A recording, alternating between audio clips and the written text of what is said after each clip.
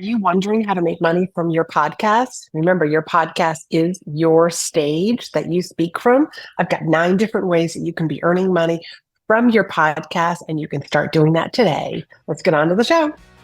Are you a coach, consultant, or service provider who's frustrated with the growth of your business? You're in the right place. I'm your host, Laurie-Ann, and you're listening to Be in Demand, where I talk about how to leverage speaking opportunities to grow your business, get positioned as the expert, and monetize your expertise. Let's get on to the show. Welcome back, everybody, to this podcasting series that I'm doing. Today, we're going to be talking about making money with your podcast being the stage that you speak from. I believe that speaking and stages needs to be redefined. And what a beautiful stage to have your own podcast. Or you could even take all of this information and use it on your live stream show if that's the stage of your choice. And if you're guesting, well, some of these will work very well for guesting. Let's start with the first one. One is a dramatic demonstration. People seeing you or hearing you in action. So for me, these are my Thursday episodes. They are my speaker breakthrough sessions where you get to hear, it's almost like you're a fly on the wall to a coaching episode.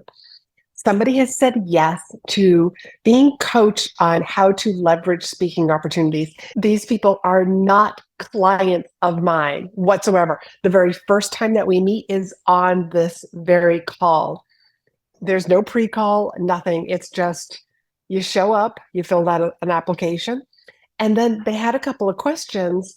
We dive into this coaching and I help them uncover ways that they can actually start using speaking. And people get great results. And if this is something that you'd like to participate in, I'll have that link down below. But it is speakandstandout.com/SBS for speaker breakthrough session. Do live coaching. I've also used workshops that I have done on Zoom with an audience. I've taken that audio and I put it on my podcast. I do also explain when I've done something like this, that this was a workshop where there might have been some visuals. So just know that you might want to also go take a look at the video, and that video takes people to YouTube. Let people know, like the audio quality might be different. You might hear some other voices on here, but it's a form of dramatic demonstration, as Dan Kennedy likes to call it. Number 2, you want to make sure that you have solo episodes. And I started off with mostly solo episodes. Didn't want to have too many guest episodes. And I think I just kind of knew that I needed to be the star of my stage. I need to be positioned as the expert. When I'm speaking at an in-person event, I'm the only one that's on the stage unless I am part of a panel. So I want you, if you have your own podcast, have your own live stream show, to make sure that you have some solo episodes where you're not always interviewing a guest, because when I bring a guest in, they're actually being highlighted as an expert. Now, when you do have guests, let's move on to number 3. Here's a couple of things that I like to do. I like to put their name in the title of the show for really good SEO, not only for me, but for them. That way, if somebody is Googling their name, hopefully my podcast will actually come out. So it's a win-win for both people, for me and the guest. And whenever you're in this conversation with people, really try to, not obviously, and don't try too hard, but you need to tie the information back to your methodology, your framework, how you work with clients, your thought leadership, really being able to tie that in whenever you're having a guest come on your show. And part of the reason for that is, one, I still want people to see you as an expert on your own show, but to also highlight how complementary your guest topic is to what you do. So there should be a nice blend. Number 4, talk about your products, your services, and how they help people. Not just breezing over. I want you to really dive into. When I first launched In Demand Signature Speech, I did a behind the scenes episode. I literally pulled back the curtain, and in an audio format, I shared with people what was in there. And I have to tell you, I had somebody who said the reason why I signed up was because of that episode. So where there's one, there's more evidence for others. So talk about your products, your services. Who are they a perfect fit for? What problems do they solve? How do they help people? What sort of situations can they be used in? Now, this can also be used for any of your lead magnets. Now, you're going to hear me talk a lot more about this next month when I do the series on selling from the stage, because I have this new lead magnet called Magic Phrases that you're just going to love. Number 5, have episodes about how to work with you. So this is a little bit different than the last one where you're talking about specific products and services, but I have done episodes where I specifically talk about how to work with me so that people actually dive into them. It's like, oh, she does one-on-one coaching, she does intensive, she does these, pick her brain, like 1-hour sessions. I can get a lot done with somebody in an hour. And those are how to work with me one-on-one. So it's a little bit different than the products episodes where I'm talking about maybe in-demand signature speech or in-demand the membership. Lots of different ways that you can be using your podcast, your stage, and being able to talk about problems that the audience is having, how you help solve them. And even, this comes from my healthcare, little diagnosis, and here's the prescription, here's the program, or here's the product that you want to go download. Now that I'm talking about this, there are some products like my speaker contract that I barely talk about. It's like you had to be on my email list to even know about it or purchase it.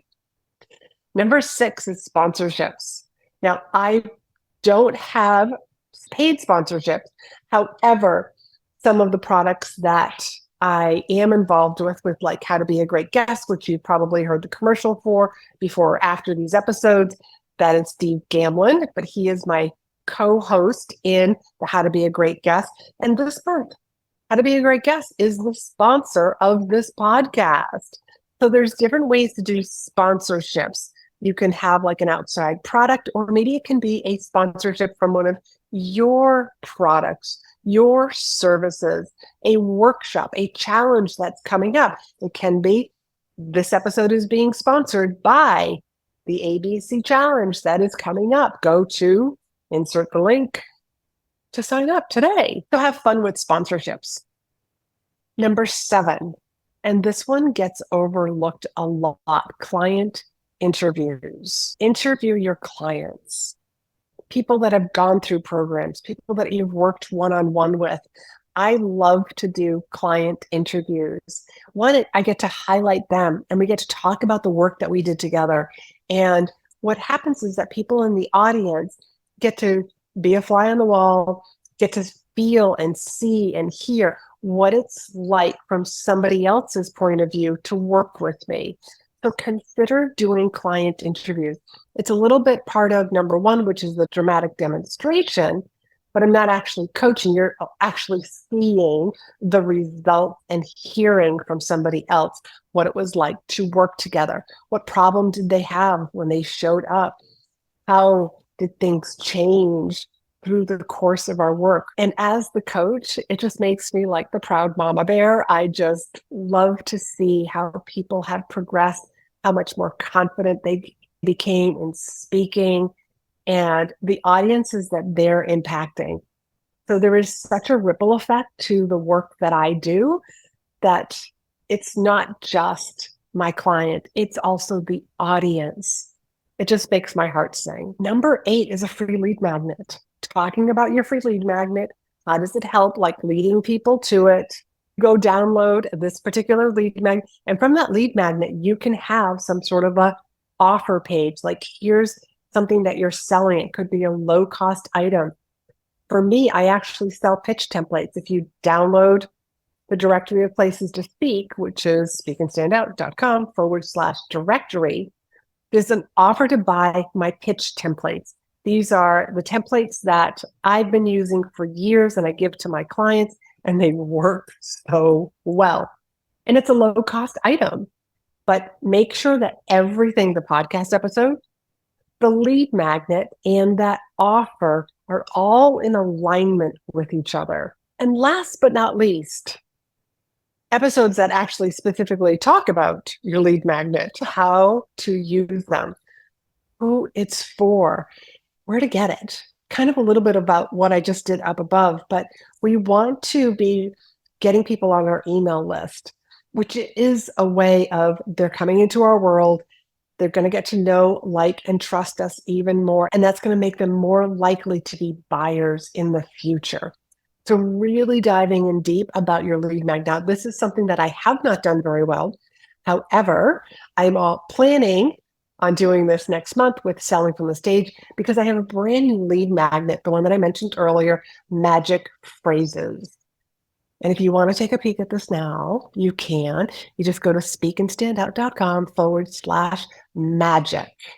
That is what I wanted to share with you today. Short, sweet, simple, 9 different ways that you can be making more money from podcasting as your stage if you're a coach or a consultant or a service provider. So till next week, I want you to be in demand. And just to give you a little preview of what next week's episode is all about, since we are talking about this podcasting series, what episodes you should have, or speaking on your live stream show, what episodes you need to get more speaking gigs. This is something that I talk about with my private clients who have podcasts, or anybody that I'm helping start a podcast who is also a speaker. I will dive deeper into this in the next episode. So till next week, be in demand.